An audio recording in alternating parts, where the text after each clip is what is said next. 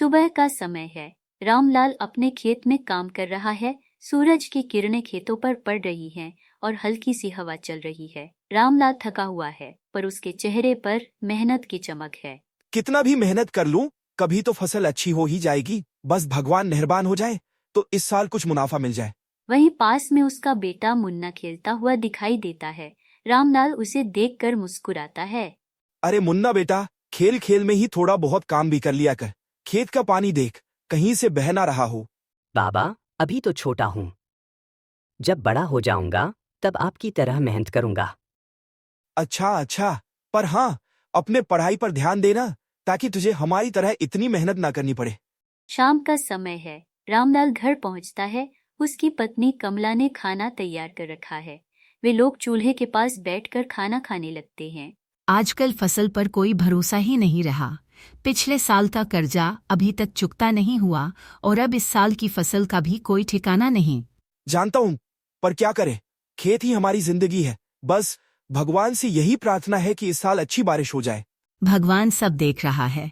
उसने हमारी मेहनत जरूर देखी होगी। कभी न कभी हमारे दिन भी बदलेंगे। माँ, इस बार अगर फसल अच्छी हुई तो मुझे नया बस्ता खरीदोगे ना? हाँ बेटा, इस बार तेरे लिए नया बस्ता जरूर लाऊंगा। अगले दिन गांव में पंचायत का आयोजन होता है। गांव के किसान इकट्ठे होते हैं। सभी के चेहरे पर चिंता की लकीरें हैं। सरपंच साहब, हर बार की तरह इस बार भी फसल खराब होने का डर है। हम कब तक ऐसे ही अपनी मेहनत को बेकार होते देखते रहेंगे? देखो, ये सब तो भगवान के हाथ में है। जो होगा देखा जाएगा। सरकार ने तो किसानों के लिए बहुत योजनाएं शुरू की हैं, उनसे फायदा उठाओ। साहब, ये योजनाएं सिर्फ कागजों पर ही हैं। हमें तो कुछ मिला नहीं। खेतों में बारिश नहीं हो रही और कर्जा बढ़ता जा रहा है। हर बात के लिए सरकार को दोष देना ठीक नहीं। मेहनत करो, भगवान पर भरोसा रखो। रामलाल पर कर्ज का दबाव बढ़ता जा रहा है। कर्ज देने वाले उसे बार बार धमकी देते हैं। वह निराश है और कोई रास्ता नहीं सूझ रहा। आखिर मैं क्या करूं? सब कुछ तो कोशिश कर ली, अब तो भगवान ही कोई चमत्कार दिखाए। सब ठीक हो जाएगा। हार मत मानो, तुम हमारे परिवार की ताकत हो। बारिश न होने के कारण रामलाल की फसल खराब हो जाती है। वह टूट जाता है। इतनी मेहनत करने के बाद भी सब कुछ बर्बाद हो गया। अब हमारे पास कुछ नहीं बचा। हम हार नहीं मानेंगे। अगर हमारी मेहनत सच्ची है तो एक दिन भगवान हमें जरूर सहारा देगा। रामलाल की स्थिति देखकर गांव के कुछ लोग उसकी मदद करने का निर्णय लेते हैं।